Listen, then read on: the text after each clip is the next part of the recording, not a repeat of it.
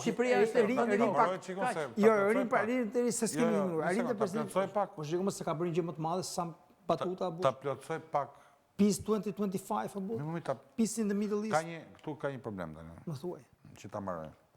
Ato se gjitha kjo po zhvillohet në një kontekst ku qeveria shqiptare ose kryeministri shqiptar nuk ka asnjë takim zyrtar me Departamentin e Shtetit që mbas largimit të Antony Blinken në Tiranë. Një vit e gjysmë me të dy administratat, edhe demokratët dhe republikanët, qeveria shqiptare ka zero marrëdhënie.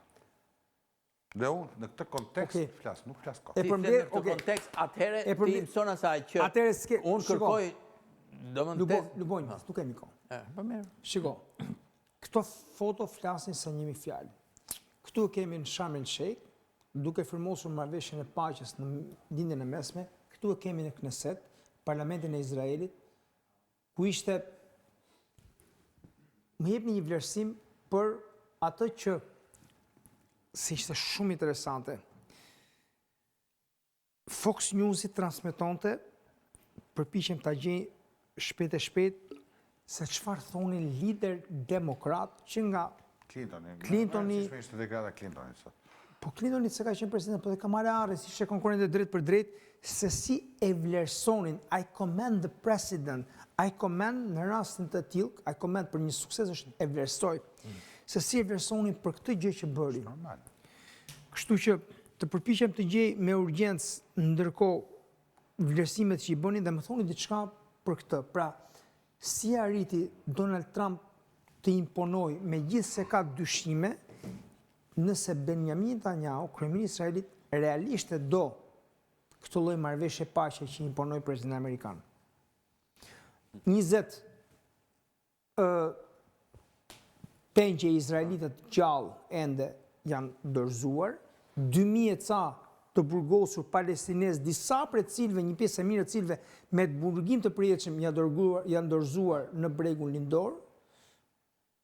A kemi fillimin e një paqe afatgjat në lindjen e mesme? Unë mendoj kështu që kjo paqe, nëse me fjalën paqe konsiderojmë mungesën e luftës, kjo mund të quhet paqe.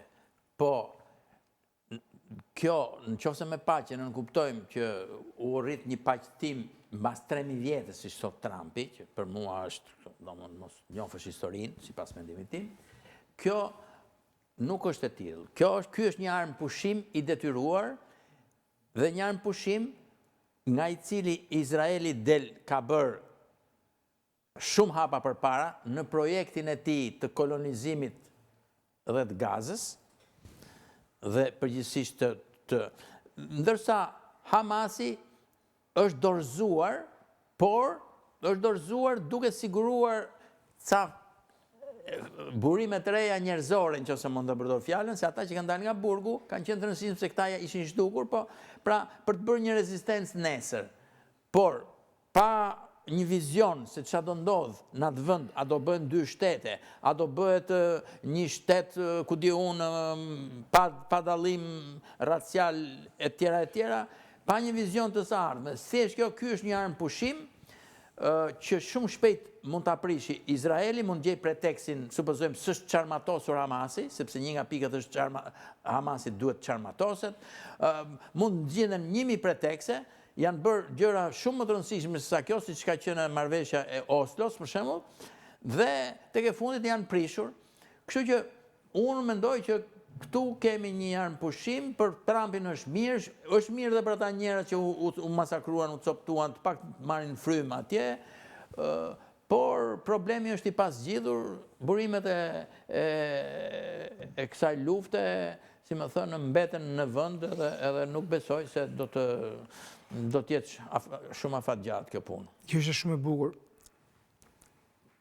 Former President Donald Trump, Bill Clinton, Presidenti Trump dhe administrata e tij, Katari dhe aktorë tjerë rajonal meritojnë kreditet më dha për sa i përket çdo kujt për angazhimin derisa marrëveshja u arrit.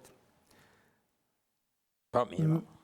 Kryetari i grupit parlamentar të opozitës, ata e quajnë Senate Minority, Po, Chuck Schumer. Mos haro se edhe I commend e vlerësoj the enormous advocacy of the tireless hostage family, President Trump and his Kjo është në favor të Izraelit, se shiko ku shkoj, nuk shkoj te takoj palestinezët. Kamala Harris, Po le më lëri, po pse? Hillary Clinton, Po mirë, të gjithë kundërshtarët, Jack jo, më nuk Sullivan, janë- këshilltari për sigurinë kombëtare Harron një element, mi e di shumë mirë, harron një element. I Bidenit, Pro-Izraelit ka qenë dhe administrata Biden. Jo vetëm John Mitchum, former speechwriter i president. Tashi, do numërosh akoma. Po, do numëroj. Lobi i fuqishëm Izraelit që fut në Amerikë kontrollon, ka fuqi të madhe jo vetëm mbi Trumpin, po dhe mbi administratën Biden, kështu që ata në këtë pikë nuk dallojnë shumë nga njëri tjetri dhe mbështetja e saj është në favor të Izraelit. Një anti-trumpist, një trumpist ta mbyllim. Unë do të them diçka,